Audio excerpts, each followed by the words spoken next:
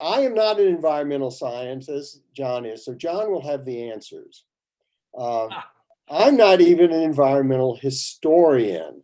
I have worked closely with a remarkable number of incredibly talented environmental historians, and some of them are very close friends. One of the advantages of being a scholar of the American West and American Indian history is that these fields became very important in the historical interest in environmental issues. Uh, and I think I saw as an editor as well as a researcher and an author, quite an upsurge of new historical scholarship in environmental studies. Um, but I thought, and some of you can correct me on this, when we were at Exeter, was there anything that could be called environmental science or environmental studies? There is very good biology. I took one excellent bio course, and DNA was the big news, and that was exciting. Um, but I don't remember any particular focus on the environment. There may have been some independent work that some of you did. There may have been some special faculty, but I was president of the Branch Soul Debate Society. We never debated environmental issues. I can't remember the debate team having a debate about it.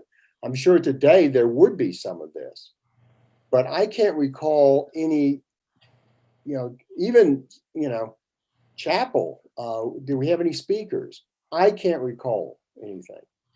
Uh, Maybe Thurlow Spur and the Spurlows were, an environmental protest group and we missed it. But somehow, and the environment wasn't a big issue for us. However, it wasn't as though we were asleep in terms of big issues, because I was thinking back, what does emerge for all of us is an understanding that the environment is a global concern. And the impact of environmental change is not just local, although we're going to have to act locally and think globally if we're going to be effective in this ongoing crisis. But the reality is, we had global issues in our day: atomic war, mutually assured destruction. And I recall there was rising concern about overpopulation globally, and how well could we sustain the human population on the planet if the pace of population growth was going to continue. Irony here, if you looked at your online New York Times or even got it in print, the lead story is about the decline globally of human fertility. And we may see dramatic shift in the number of humans on the planet by the end of this century. Um, well, I had to wait, and in college, Chapel Hill, UNC, uh, not much about the environment. I'm sure there's probably more going on, but I really had to wait till I went to Yale, and it wasn't until the end of my first year that I realized I was going to study American Indians in the American West. I didn't go to Yale to do that. I ended up working with some really fine faculty. Um, that would have been the spring of 1972. And in 1972, Alfred Crosby published his book, The Columbian Exchange. I don't know if you're familiar with this book. Um, Crosby was at UT Austin, but this is the book that made people aware of the impact of European diseases in the Americas.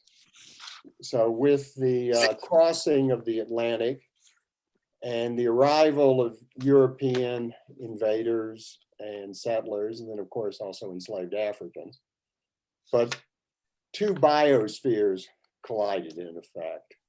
And there were diseases of European population that decimated the indigenous population of the Americas, perhaps 90% mortality rate. Now, we've been going through a pandemic, and it's probably not, I mean, 5% would consider horrendous. It hasn't even been that. But, you know, contemplate if it might have been 90%. In the 1500s, it's estimated that 50 million indigenous people died in the Americas. 50 million. The estimated, and these are tricky, these statistics are highly problematic, believe me. But the estimated indigenous population of the Americas in 1500 was 54 million.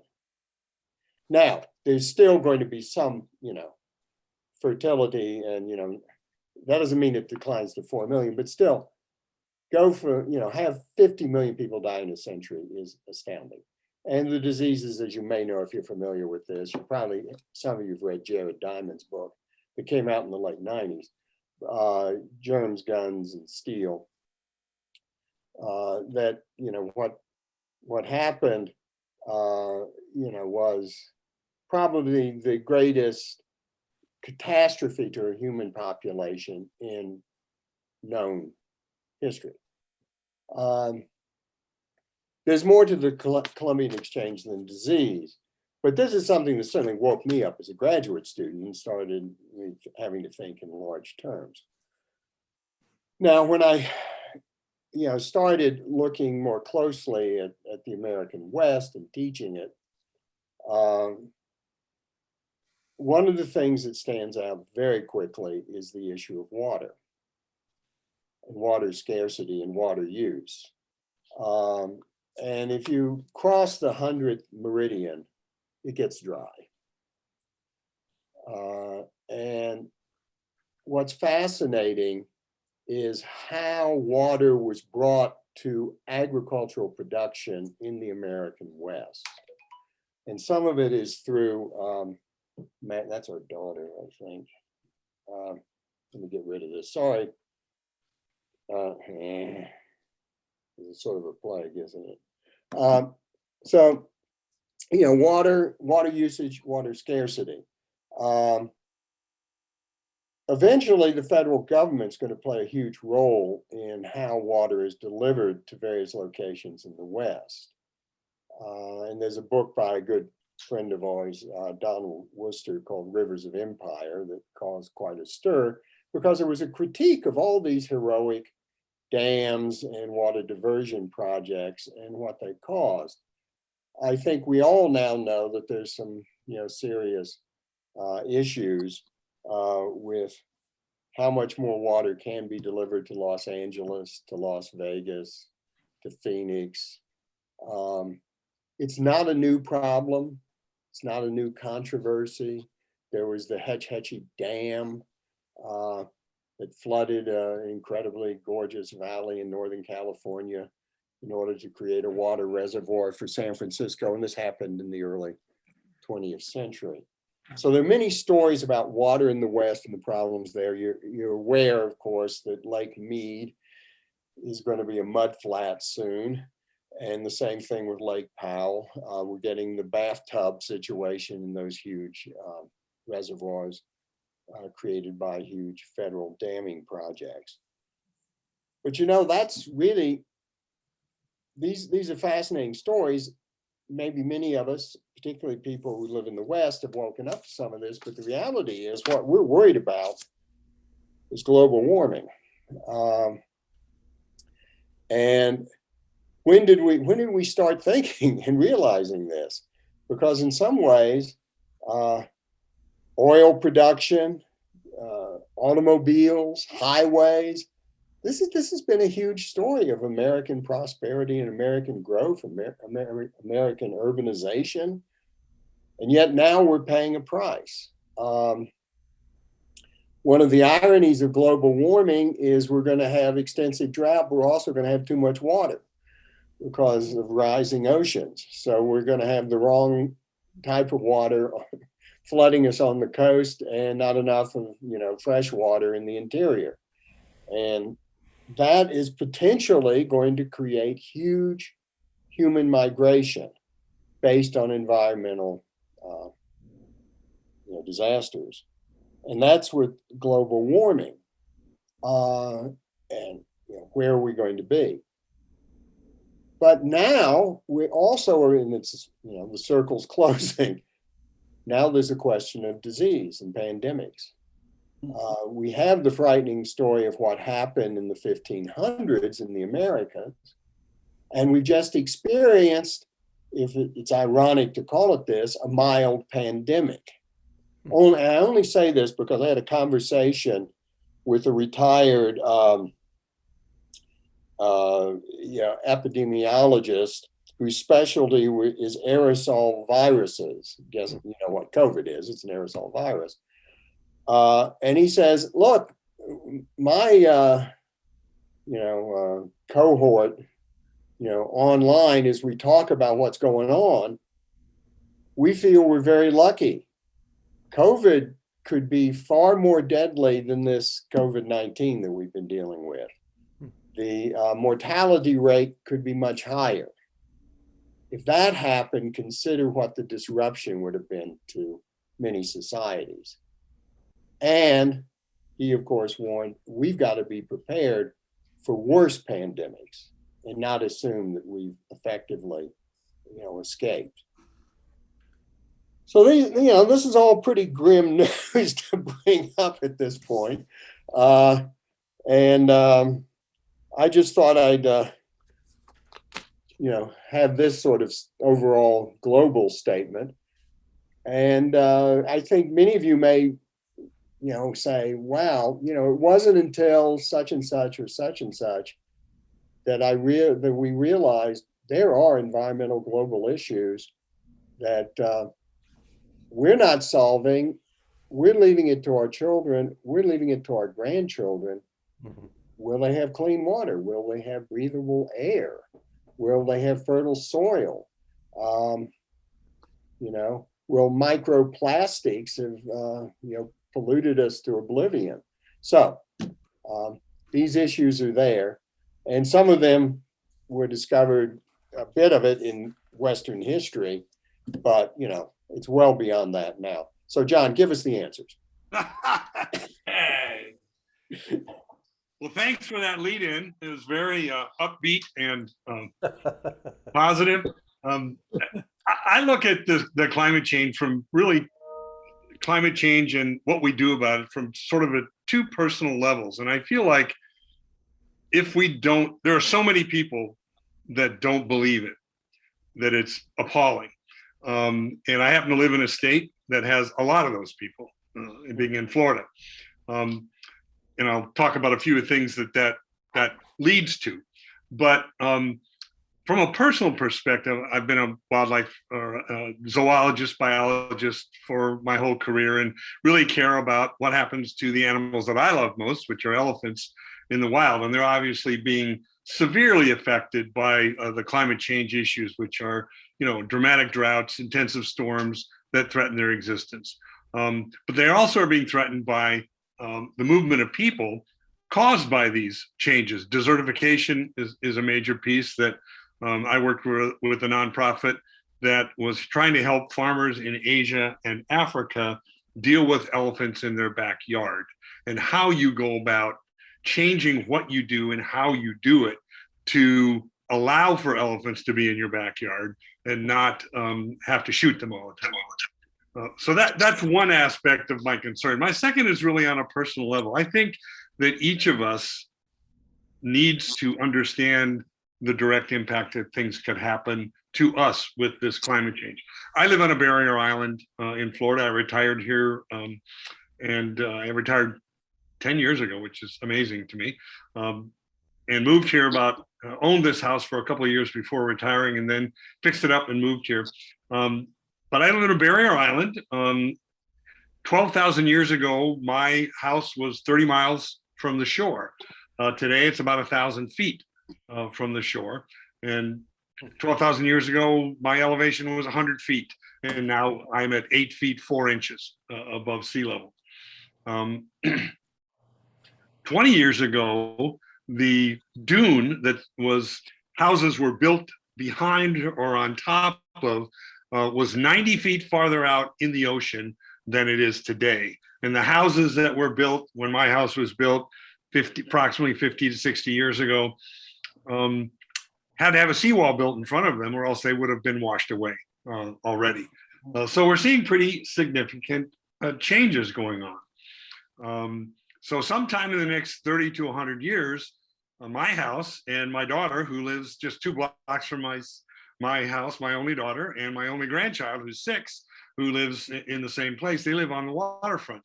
And I would like to see my house survive. I consider this to be my toe tag house. I have a nurse who lives next door who explained to me what a toe tag house is. This is a place you move to that you expect to be carried out of, as opposed to ever move anywhere else again. So this is my toe tag house. And I would like to be able to actually live in this toe tag house.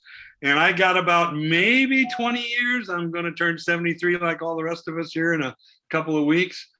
So maybe 20. Now, people in my neighborhood live a long time. We have a serious number of people in their upper 90s who look like they're in their 60s. So maybe I'll make it that long. But I would like to have this house and be able to have my daughter's house 20 years from now. So what do we do to at least slow things down until our technological geniuses can catch up on how to deal with what's going on? And from a personal perspective, one, I voted for a change in our administration in 2020, hoping that we would get some folks who would actually do something. But I'm afraid waiting for the federal government to solve a problem is not an ideal methodology for success. Having grown up in Iowa and been involved in helping farmers around the world work with what's around them, I've always been interested in farming practices and how the land is used. And I don't know if any of you have seen the movie. It's a recent documentary called Kiss the Ground. And it's really about farming practices that cause greater sequestration of carbon in your ground. It's a change in agricultural, it's regenerative agriculture. And a real simplification of that, of regenerative agriculture, is you really use animal management to enrich the soil. You avoid pesticides and herbicides because they kill off the living biome of bugs and roots that are underground. And these things hold a lot of carbon. So one of the keys to this whole process is making all the land around you productive, not taking plants off it. Plants are our biggest help. Then on a personal level, I live in a oak and sable palm hammock. So we're really kind of in the jungle. And my house, when the person built it 47 years ago, kept all the oak trees that were on the property. And I have 6 oak trees that range in age from 75 to about 175 years old. And they didn't cut any of those down when they built the house. Some of them were very small, obviously, when it started, but there's one in the front of my house that was huge. And they worked their house around it. And so the house was kind of funny shape, and it was worked around what was there. Most of the houses in my little neighborhood are that way. They have kept all of the big old trees, and the trees are so important, but all the other plants are important too. And then a few years ago, someone bought one of the big vacant lots in the neighborhood, came in, absolutely clear cut it to the ground, took out every oak tree, every palm tree, everything was there, built a little track house, and sodded the whole place so it looked like their home from New Jersey. And I was really upset by this. It was like, one, you just took, how much more carbon did you put back in the world? And two, it looks like crap. We live in a beautiful hammock, and you've just made this into suburban New Jersey. So I decided I would run for the board of the association, and I did, and I became the president of the association. So we now have a tree rule in our association. You cannot cut down an oak tree in our association without permission from our board of directors. So that was, I thought, was just one small thing, an important thing that you can do as an individual. One of the other things I was very interested in doing is, how you reduce your personal use of energy, which is mostly fossil fuel use. So I wanted to put solar power in my house. I want to put solar panels on the roof. I want to put a small wind generator in my backyard. And I wanted to put in batteries so that I could collect power, store it. And the first issue was because of hurricanes, because we lose power a lot down here when the hurricanes come in. Sometimes we'll lose the power for a very long time. 2004, we lost it for 6 weeks twice. That was before I was living here, but I remember it. So I went to try to do this. And gotta remember, we live in Florida. And in Florida, things are tough to do. First of all, the local codes and the state law require you, if you collect solar or wind energy, you must sell it back to the power company. That this is a state law. You must sell it back to the power company and then purchase it back from them.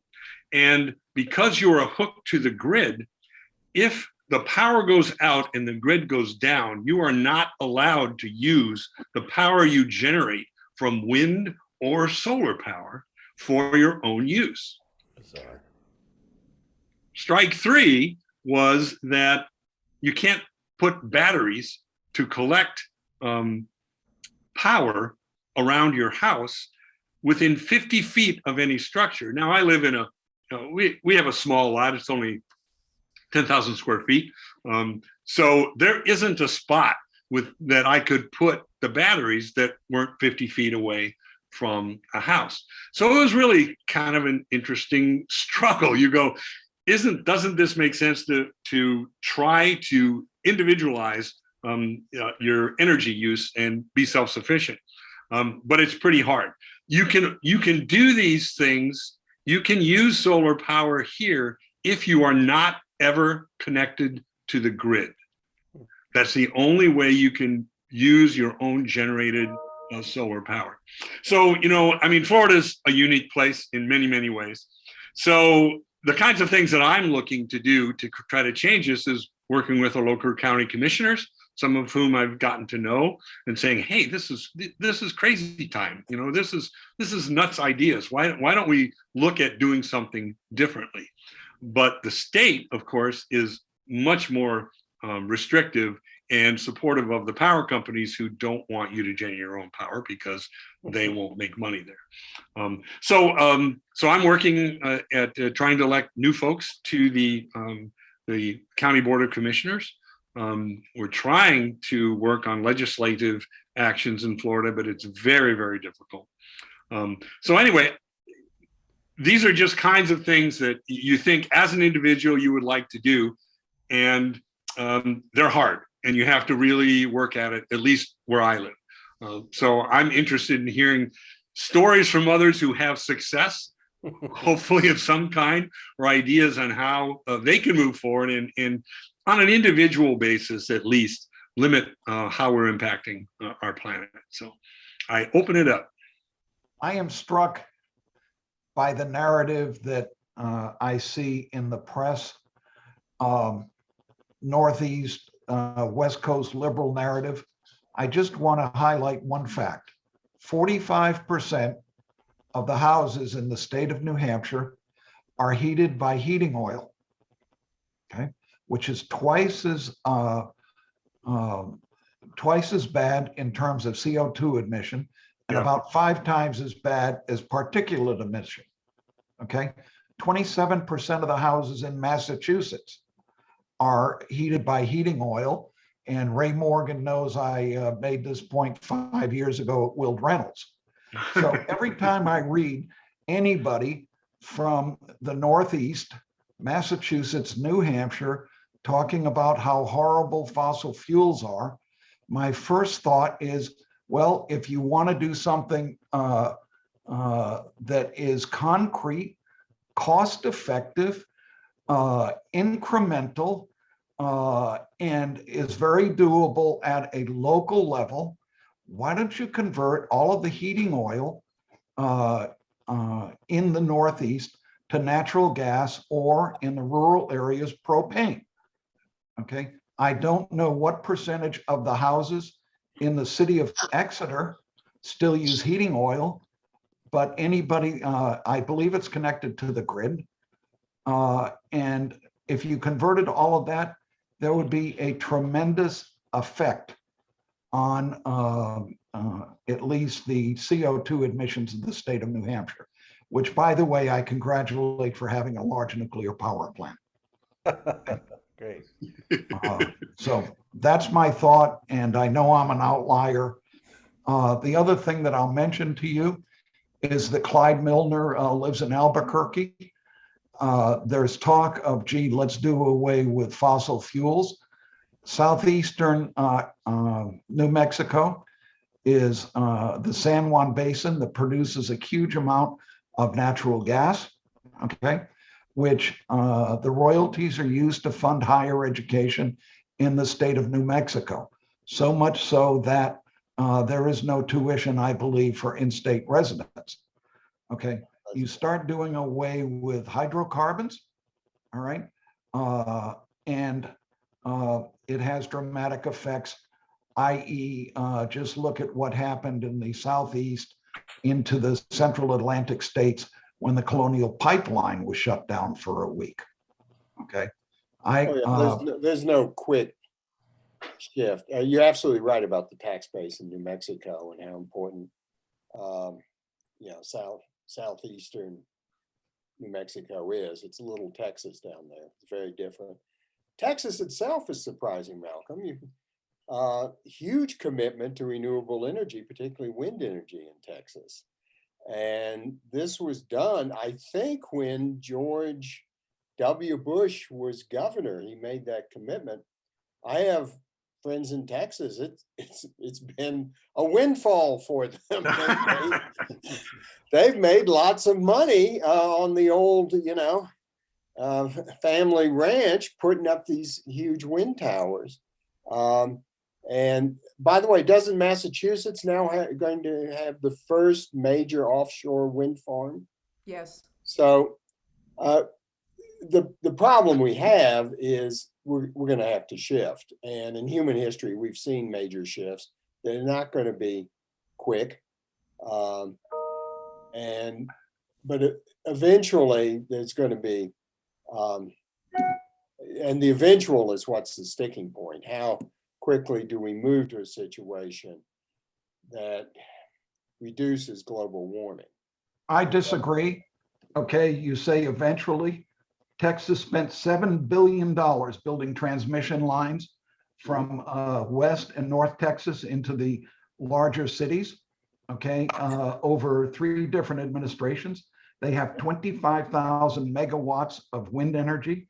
At times, 50% of the electricity in the summer comes from renewables. Yep. And you've got the state of Massachusetts, where they've been trying to build a wind farm offshore from the Kennedy compound that's been shut down for 30 years. Okay. Meanwhile, just approved, Malcolm, it was just approved. Yes, in Massachusetts. yes, finally. And I say the Kennedys, the Koch brothers just bought the compound next to the Kennedys. Oh, God. So, I am just struck by the incredible hypocrisy and anti hydrocarbons that I hear. And if we really want to change the global system, why don't we produce a lot of natural gas, stop flaring, build a pipeline to the West Coast, liquefy it, and ship it to India, where 300 million people a year cook their food with dried cow dung? Okay, you want to make a big impact? Okay, let's do that. You want to make a big impact? Let's put in a stipulation that tankers need to use liquefied natural gas and not bunker fuel, which is very high, not only in hydrocarbons, okay, but sulfides. Well, Malcolm, you may be aware that there's been a significant effort to create solar ovens that can be used in villages in India and Africa. So that you don't even have to talk about any kind of fuel other than solar fuel. Yes, I'm aware. Yeah, and there's been some progress, but then you've got, it's got to be scaled and what have you. But it is one of the encouraging efforts. It's amazing. Or anyway, there's so many stories to tell. What's astounding as we discuss this is just how interlinked everything is, and how there are all sorts of unintended consequences. We have to be attentive. We have to be knowledgeable, and on the one hand, we have this huge global challenge. On the other hand, if we're going to do anything, it's probably going to be what John's described. It's going to be local efforts. It's going to be trying to get some effective commitments, and not just, legislative. Corporations are attentive to some of this and very willing to make a shift, saying that the future is bleak if global warming isn't effectively confronted. Well, I'd like to underscore our thanks to Clyde, to John, to Malcolm for his perspectives. And clearly, if we had another 5 minutes, we could probably resolve this whole thing.